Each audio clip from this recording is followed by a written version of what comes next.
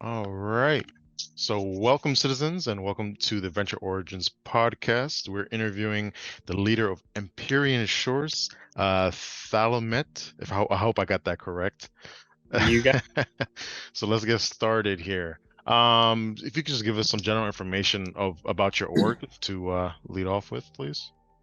Yeah, so we're Empyrean Shores is a fairly casual org. We got started in June of 2020, I believe, somewhere around there. And we started off like most orgs do with some focus. We thought, oh well, maybe we'll be an exploration org and dedicate ourselves to the craft of exploration. Developed grand plans for when Star Citizen launches, and then had a little bit of a reality check of, you know what, in today's world in Star Citizen, every org is everything. There's really not Yeah. like there really aren't exploration orgs, because in order to be an exploration org, you have to have an exploration game loop. There just really isn't. Very true. Yeah. Well, Um, come on, CIG, hurry up. right. So we and of course since then there have been since that time there have been a lot of new game loops added in and things like that. um but I think we learned a lot of lessons from that first 6 months, in terms of how orgs really work right now, and what really doesn't work. Hmm. And one of those was trying to be overly specific about one thing or another. And I gotta apologize if you hear my dog whining. She just hopped up No. here and decided that she was going to put her head right by the microphone. So That's okay. Dogs are welcome too in the interview. No, I mean this is great. I mean this is who you are, and I'm yeah. sure anybody that sees this, they want to see the actual people behind the name.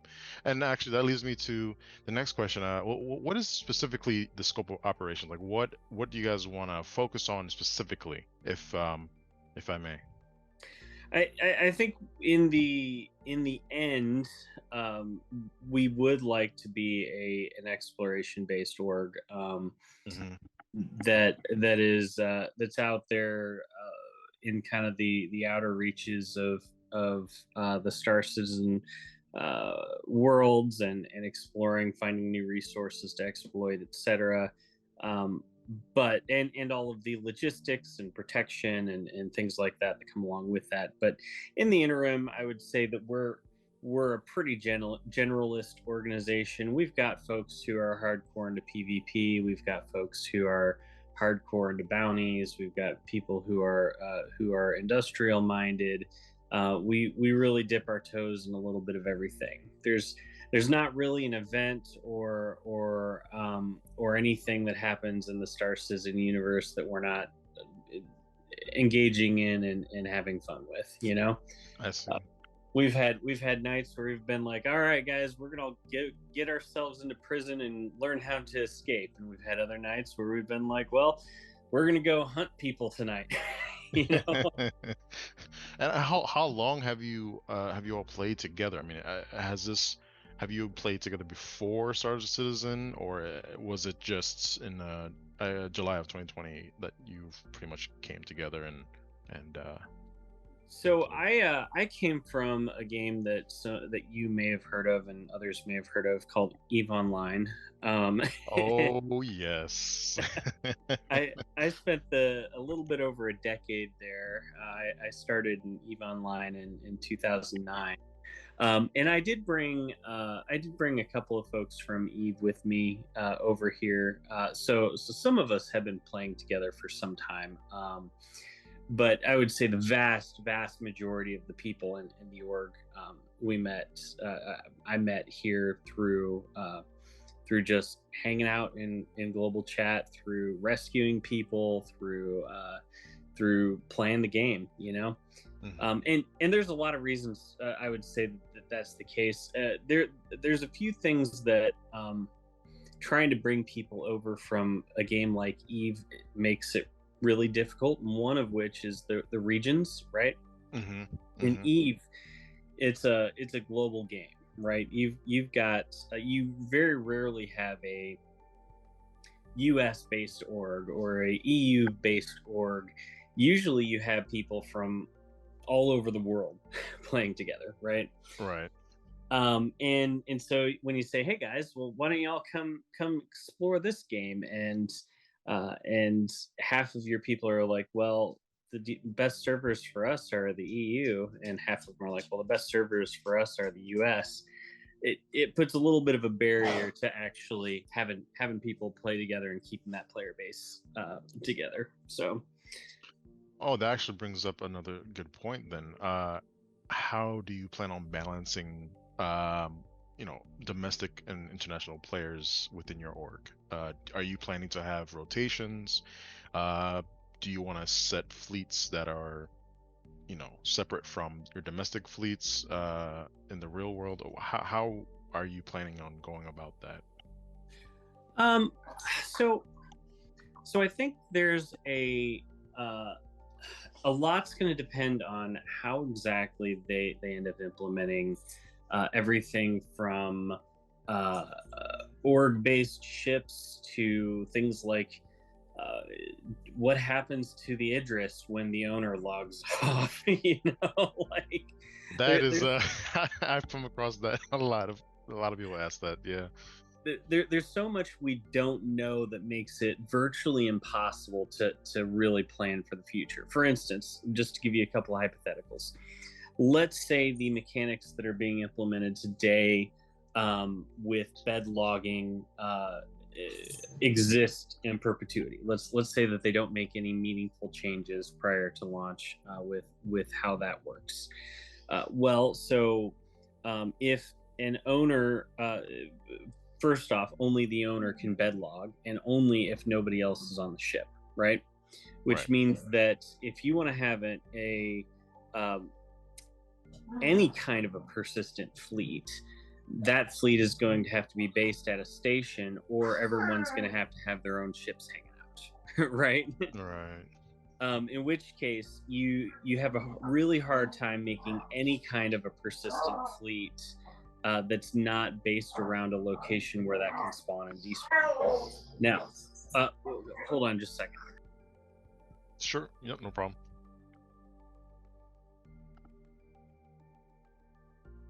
All right, sorry about that. The girls were starting to wrestle here. Um, but the if say they, and I expect that they will, they'll have, if they have some kind of a mechanic where, let's say, a javelin stays persistent, and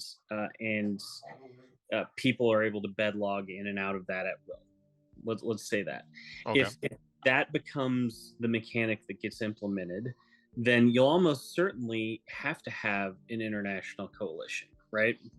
And international kind of, not shifts per se, because you wouldn't want it to be that organized, but you would want to have um, you'd want to have that staffed almost 24/7, right? Because anytime it's not staffed, it's vulnerable, right? Agreed. Yeah, especially if station, if you have player-owned stations and whatnot in the far future, Right. hopefully. But yeah. Right. So now Eve dealt with a lot of those same challenges, not necessarily with big ships, but with player-owned structures, right? And it's possible they could implement some of those ideas to help bring that kind of balance there, where you don't have to have people manning it 24/7. But if the mechanics were such that you had to have it manned 24/7, well, then that would drive a lot of consolidation amongst orgs. Certainly, a lot of small orgs would kind of melt into larger alliances, and Mhm. you would find heavy international coordination, right? Correct. Definitely. um, Now, if it's something like uh, people can bed log off and there's not a significant amount of danger when there's nobody on the ship, either you can take it and park it in dead space somewhere, and it's very unlikely anybody's going to do it. then maybe it lends itself more to the domestic crowd, right? Where you can afford to just kind of play with people in your time zone where everyone's logging on at such and so a time, right? Hmm. Well, So speaking of time zones, actually, what are your primary time zones that I guess your org prefers? And furthermore, do you prefer, specific any primary? Obviously, English is your primary language. Um, do you have any other policies regarding that? yeah, I'm a strong proponent for everyone being able to speak Python. No, Okay. that was totally a joke. That'll you'll bring a certain crowd, but okay, go on. No, yeah, we're English based. Obviously, if somebody comes in and they don't speak English, we'll do our best to make them welcome. But it's going to be real hard without using Google Translate a whole lot. You know, Right, right.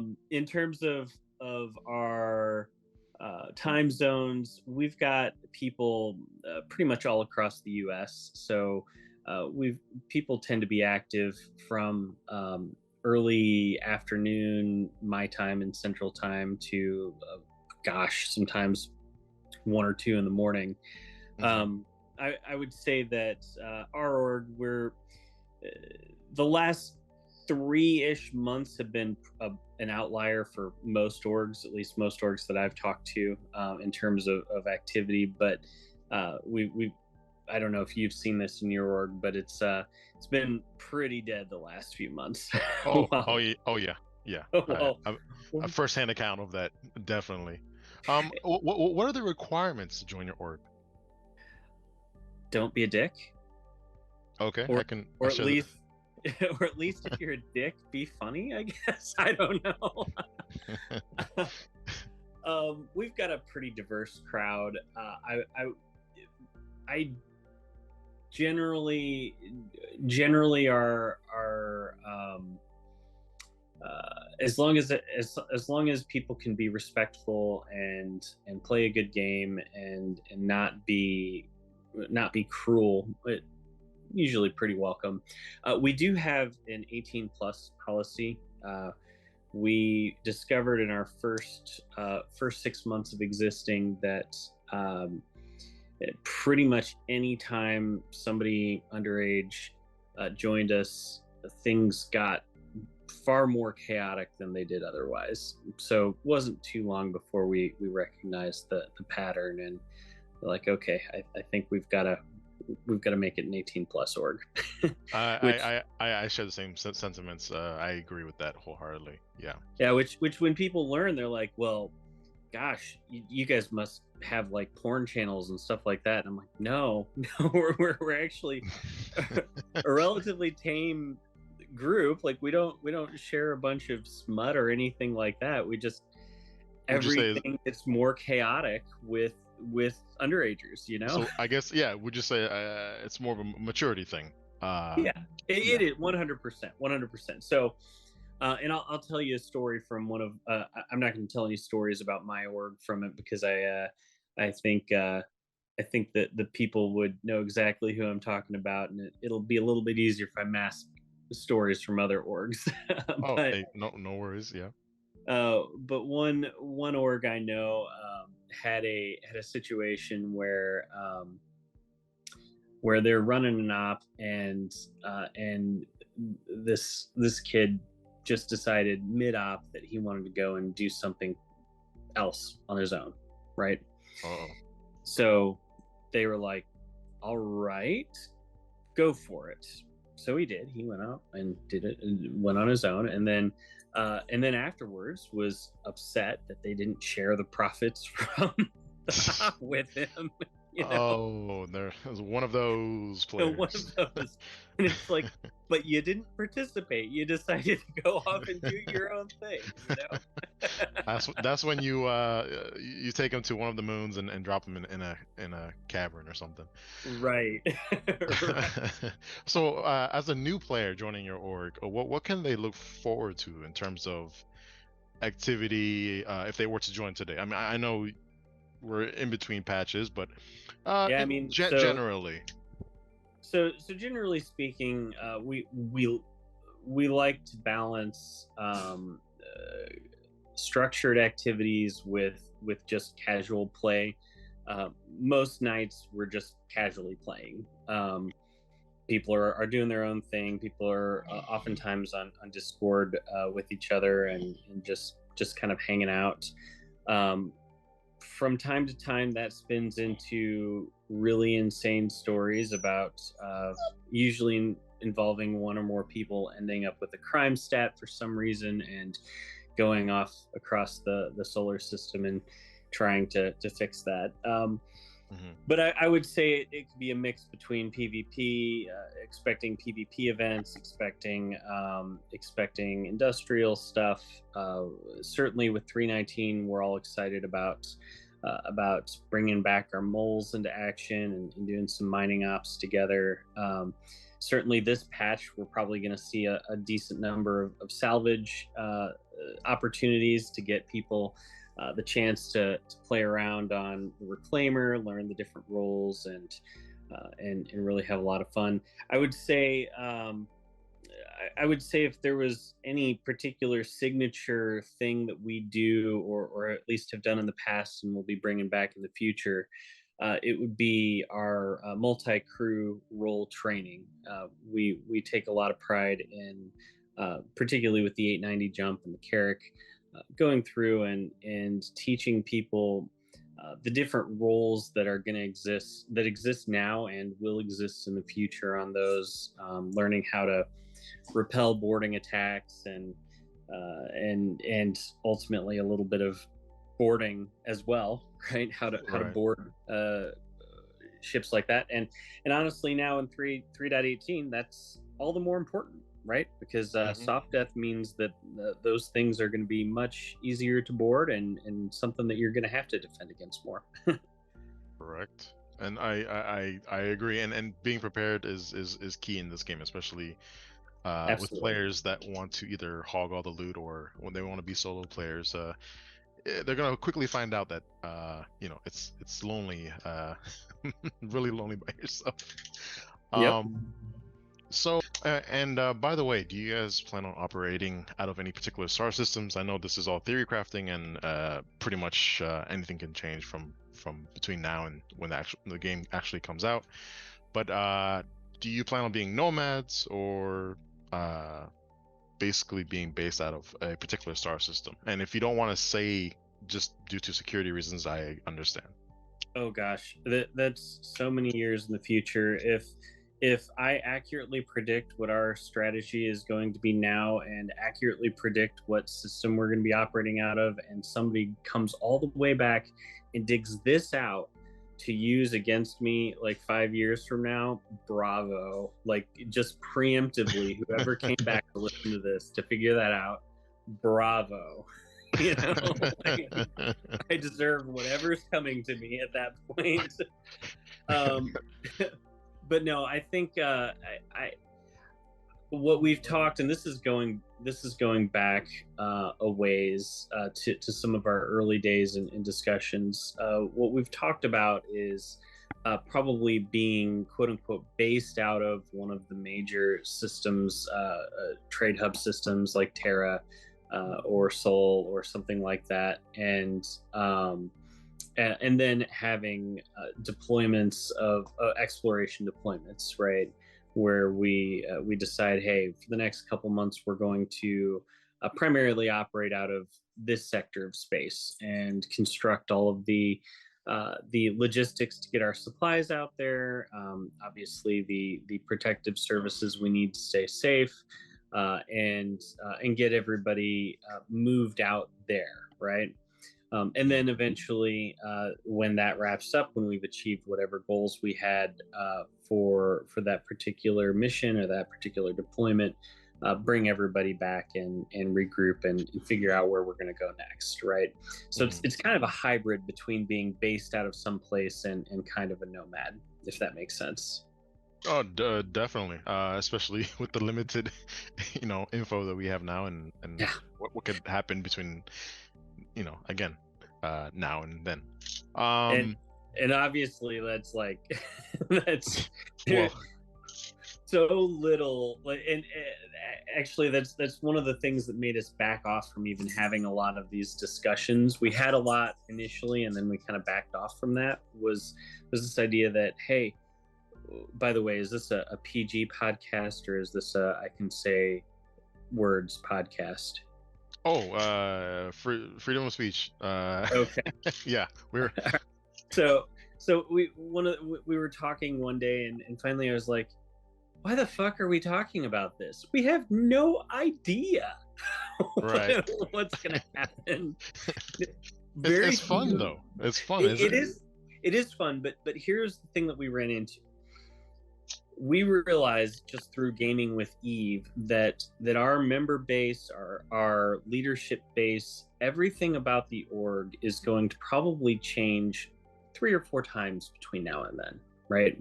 Right.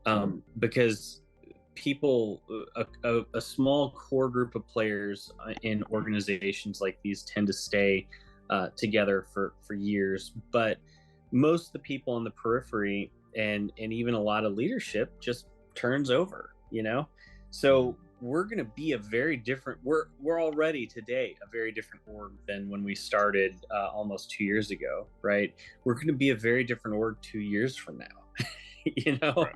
Oh, of course. So it's hard to say what that's going to evolve into, but I think that the core thing is that as long as we're all still having fun together, we'll find something to do. I mean, that's at the end of the day. Yeah, I agree. That's what it's about. Fun. It's about teamwork and community. Because if Yep. without community, that's the key thing. Without community, then you don't have a game. Right. Uh, Right. so just to kind of wrap things up here, what's your favorite ship? Oh gosh. I know. Oh. Um. Take your time.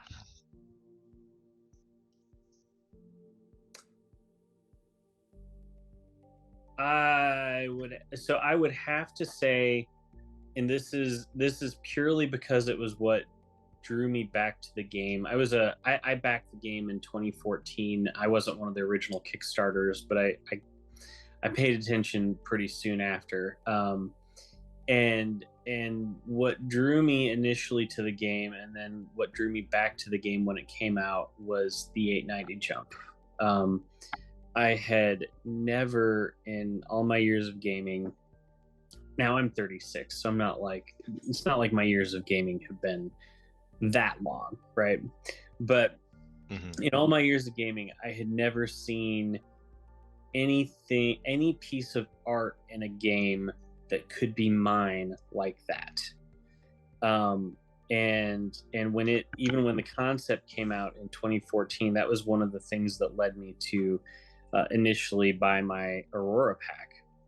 And then what brought me back to the game was after that had released, I finally had a computer that could actually play the game. I saw the architect reviews, morphologist architect reviews of that, and it just absolutely captivated me. It was the most beautiful thing I think I'd ever laid eyes on in a video game. So I would say the 890 jump. I have plenty of other favorites. Obviously, love the Carrack.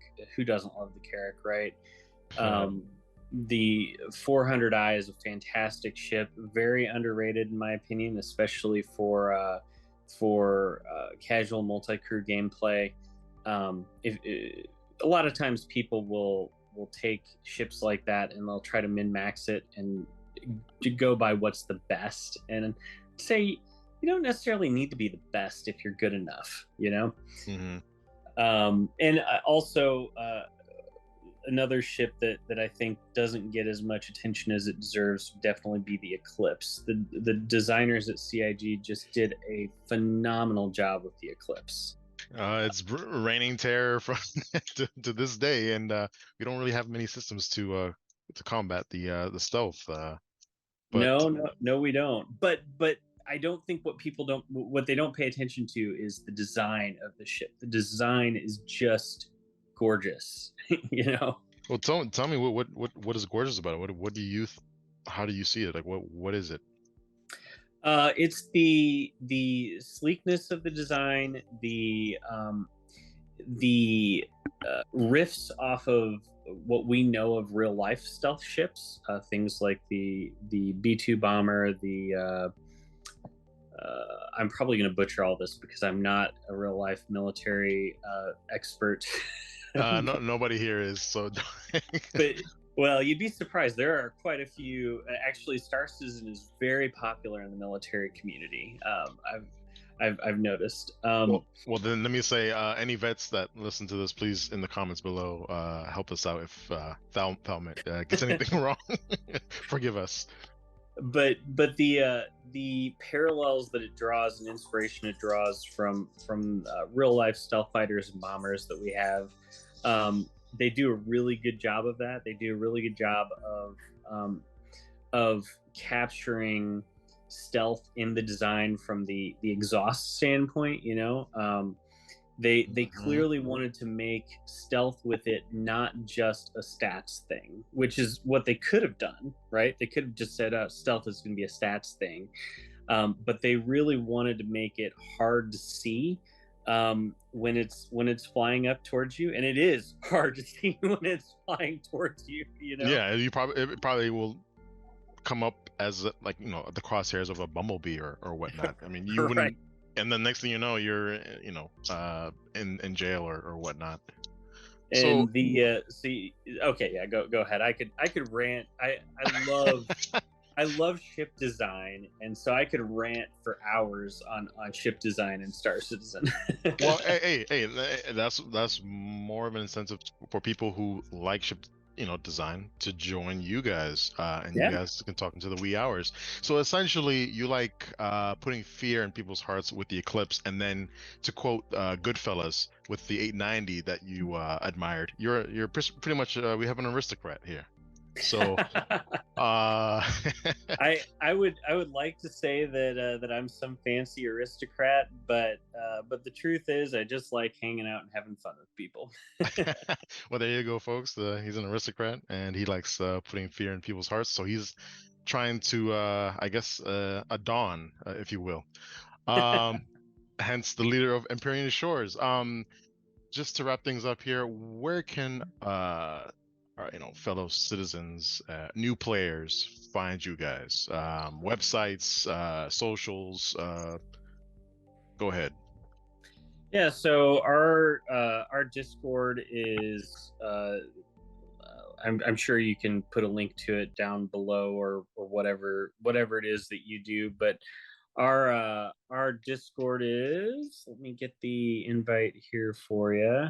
Oh, we can put it in the description. Just like in a general sense, where can they find you? Yeah, so Discord is our primary mode of communication. We also have a pretty strong presence, and we put all of our events out on scorg.space, scorg.space. That's where you'll find everything from information about who we are to what operations and events we've got coming up and things like that. That's not our website, by the way. That there's believe 14 different orgs on there right now, and that's growing by the day. But that's our kind of our home for all the information about us outside of Discord. So if you want to talk to us, Discord. If you just want to peruse and see what we're about, scorg.space. All right. So there you have it. I'd like to thank you for coming out. You're actually our first guest on our new channel.